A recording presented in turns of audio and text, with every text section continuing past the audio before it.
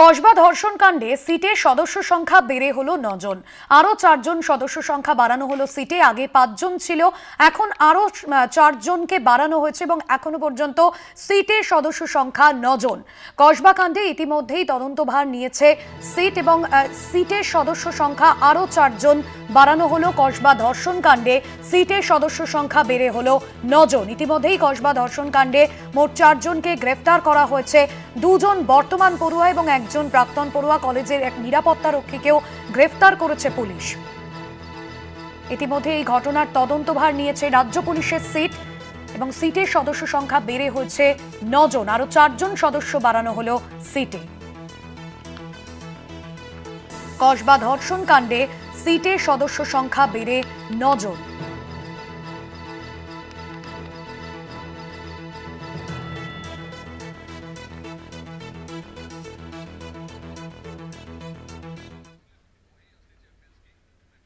South Calcutta ল কলেজে CCTV নিয়ন্ত্রণ ছিল মনোজিতের ফোনে।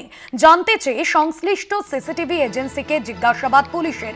ফরেনসিককেও জিজ্ঞাসাবাদ করেছে পুলিশ। সাউথ ক্যালকাটা ল কলেজের সিসিটিভির নিয়ন্ত্রণ কি মনোজিতের ফোনে ছিল, এই বিষয়ে যেরকম জিজ্ঞাসাবাদ করা হচ্ছে সিসিটিভি এজেন্সিকে জিজ্ঞাসাবাদ পুলিশের।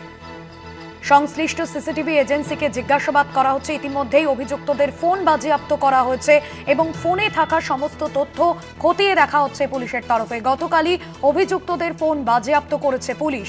অন্যদিকে ঘটনাস্থলে ফরেনসিক টিমের আধিকারিকরাও গিয়েছিলেন এবং সেখান থেকে নমুনা সংগ্রহের কাজ করেন তারা এবং ফরেনসিকের আধিকারিকদেরও জিজ্ঞাসাবাদ করা হচ্ছে এ বিষয়ে।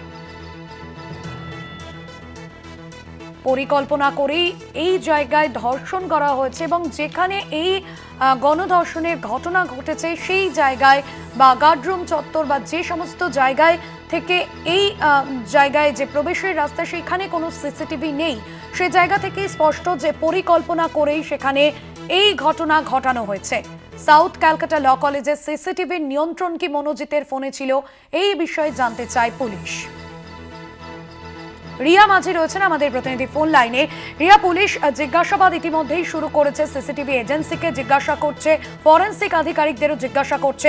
প্রাথমিকভাবে এখনো পর্যন্ত কি তথ্য পুলিশের হাতে? দেখো, তোমায় জানিয়ে রাখবো যে ইতিমধ্যেই যে তথ্য পাওয়া গিয়েছে, কারণ ইতিমধ্যেই ফরেনসিকে পাঠানো হয়েছে তার মোবাইল ফোন। মনোজিৎ সহ যে 3 জনকে গ্রেপ্তার করা হয়েছে তার প্রত্যেকের মোবাইল ফোন পাঠানো হয়েছে। এবং পাশাপাশি তোমাকে জানিয়ে রাখবো যে সেই যে মোবাইলে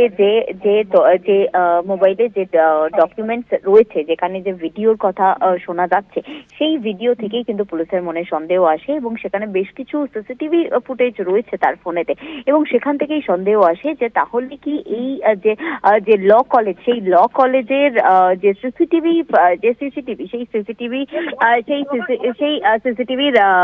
হ্যান্ডেল অর্থাৎ সিসিটিভির লিঙ্ক কি কোনোভাবে এখানে রয়েছে, অর্থাৎ এই মনোজিতের ফোনে কি রয়েছে সিসিটিভির লিঙ্ক।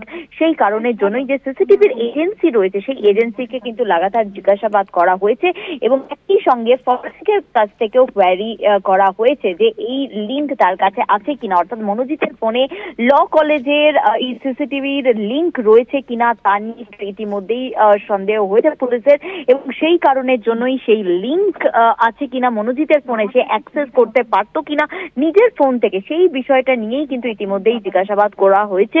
সিসিটিভির যে এজেন্সি, এই ল কলেজে যে সিসিটিভির এজেন্সি যারা সিসিটিভি লাগিয়েছে তাদেরকে জিজ্ঞাসাবাদ করা হয়েছে, একই সঙ্গে ফরেনসিকের কাছেও কোয়ারি করা হয়েছে বলে এমনটাই পুলিশ সূত্রে জানা গিয়েছে। একদমই ধন্যবাদ জানাবো রিয়া। রিয়া মাঝি ছিলেন আমাদের প্রতিনিধি ফোন লাইনে।